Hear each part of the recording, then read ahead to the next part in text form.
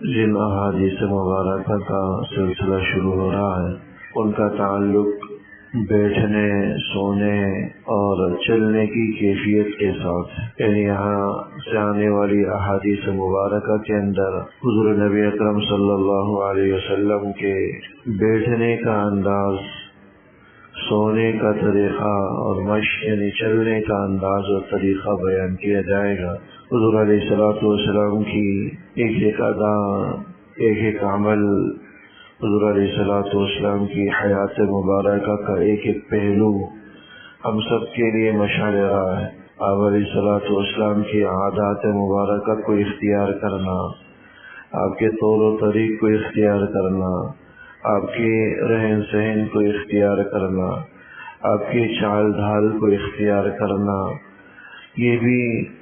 حضور علیہ الصلوۃ والسلام کی اگر اتباع کی نیت سے کیا جائے تو اجر و ثواب کا باعث ہے، ثواب والا عمل ہے۔ یہ عادات مبارکہ ہے کہ حضور علیہ الصلوۃ والسلام کی نشست کیسے ہوا کرتی تھی، سونے وقت کیا معمول ہوتا تھا، کیا طریقہ ہوتا تھا، کس کیفیت پر سوتے تھے، اور چلنے کا انداز، یہ سب چیزیں یہاں پر آئیں گی۔ بیٹھنے اور نشست کا جو طریقہ تھا وہ وقتاً فوقتاً مختلف ہوا کرتا تھا۔ حضور علیہ الصلوۃ والسلام سے کبھی کوئی نشست بیٹھنے کی ثابت ہے تو کبھی کوئی، یعنی جو سہولت کے ساتھ آپ علیہ الصلوۃ والسلام کو جو سہولت بیٹھنے کی، نشست کی جو سہولت والی لگی، نشست کی جو بھی حیت سہولت والی لگی، آپ علیہ الصلوۃ والسلام نے اس کو اختیار کیا۔ کوئی لگی بندی مخصوص حیت نہیں ہوا کرتی تھی، بلکہ جس طرح عام لوگ بیٹھا کرتے تھے ایسے ہی حضور علیہ الصلوۃ والسلام نشست و برخاست کو پسند رکھتے تھے۔ حضرت عبداللہ ابن عمر رضی اللہ تعالیٰ عنہ ہے، حضرت عمر رضی اللہ تعالیٰ عنہ کے صاحبزادے، ان کو اللہ جل شانہ نے شغف دیا تھا کہ حضور علیہ الصلوۃ والسلام کی عادات مبارکہ کی اتباع اور پیروی کا خاص اہتمام کرتے تھے۔ ہر چیز کے اندر حضور علیہ الصلوۃ والسلام کے طریقے کو اختیار کرنے کی کوشش کرتے تھے۔ فرماتے ہیں کہ ایک دفعہ میں نے حضور علیہ الصلوۃ والسلام کو کعبہ کے فنا یعنی کعبے کے صحن میں محتبیاً بیدیہ اس طرح دیکھا کہ آپ نے اپنے دونوں ہاتھوں سے دونوں گھٹنوں کو پکڑ رکھا تھا اور گھونٹ مار کر آپ علیہ الصلوۃ والسلام بیٹھے ہوئے تھے۔ احتباء یہ ایک ایسی نشست تھی جو عربوں کے اندر بڑی رائج تھی۔ یہ ایسے دونوں گھٹنے اٹھا کر پاؤں نیچے رکھ کر دونوں گھٹنوں کو آدمی سینے کے ساتھ لگا لے اور پھر اپنے دونوں ہاتھوں سے دونوں گھٹنوں کو بند کر دے، یہ حیت بیٹھنے کی حضور علیہ الصلوۃ والسلام اختیار کیا کرتے تھے۔ یہاں بھی ایک ساتھی بیٹھے ہوئے ہیں، جیسے ابھی یہ پیچھے ساتھی بیٹھے ہوئے ہیں، انہوں نے جو حیت پیچھے والے ساتھی اور ان کی حیت ہے، انہوں نے جو حیت اختیار کی یہ احتباء کی حیت کہلاتی۔ یہ دونوں گھٹنے حضور علیہ الصلوۃ والسلام کے اٹھے ہوئے اور سینے کے ساتھ لگے ہوئے اور پیر نیچے ٹکے ہوئے ہوتے تھے اور دونوں ہاتھوں سے اپنے گھٹنوں کو پکڑ کر آپ علیہ الصلوۃ والسلام بیٹھتے تھے۔ یہ احتباء کی حیت تھی۔ عربوں کے یہاں اس قسم کی حیت اور اس قسم کی نشست کا طریقہ اختیار کرنے کا خاص رواج تھا۔ وہ کثرت کے ساتھ ایسے بیٹھتے تھے، ایک تو اس کے اندر سہولت اور آسانی ہے، راحت کے ساتھ آدمی بیٹھ جاتا ہے، کبھی ہاتھوں کے ذریعے دونوں گھٹنوں کو پکڑ لیا تو کبھی کوئی رومال یا کوئی چادر لپیٹ کر اپنے آپ کو یوں روک، اپنے گھٹنوں کو یوں روک لیا جاتا تھا۔ دوسرا اس حیت کے اندر تواضع اور عاجزی زیادہ ہے، تو اس لیے بھی آپ علیہ الصلوۃ والسلام تواضعاً اور عاجزی کو اختیار کرتے ہوئے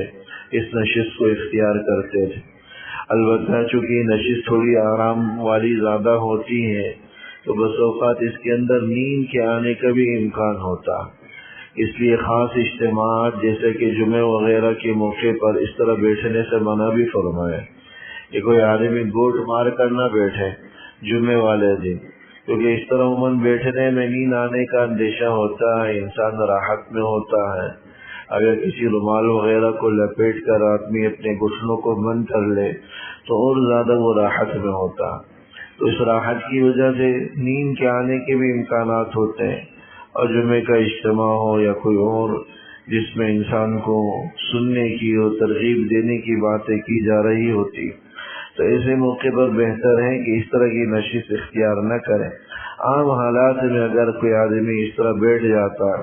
اور حضور علیہ الصلوۃ والسلام کی اتباع کی نیت سے بیٹھتا ہے تو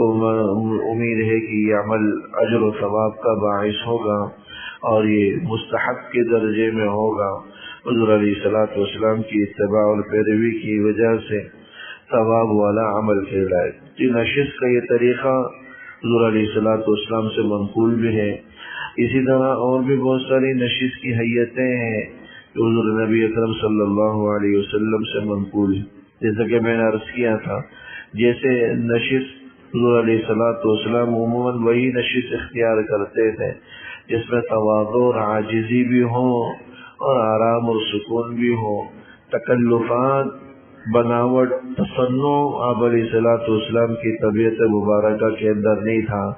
کہ یہ نہیں کہ بھئی نبی ہیں تو بڑا بن ٹھن کر، بن سنور کر اور خاص طرز اور خاص حیت کے ساتھ نشست رکھیں، یہ آپ علیہ الصلوۃ والسلام کو پسند نہیں تھی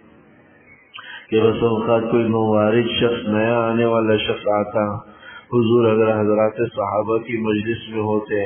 تو اسے پہچان بھی نہیں ہو پاتی کہ نبی کون ہے، امتی کون ہے، اور بس اوقات کسی اور کو نبی سمجھ لیتا۔ بعد میں حضرات صحابہ بتلاتے ہیں کہ اللہ کے رسول یہ ہیں تو پھر وہ حضور علیہ الصلوۃ والسلام کی طرف متوجہ ہو جاتا۔ تو نشست و برخاست، چال ڈھال، لباس، ہر چیز کے اندر آپ علیہ الصلوۃ والسلام کوئی امتیازی اور الگ کیفیت اختیار کرنے کو پسند نہیں فرمایا کرتے،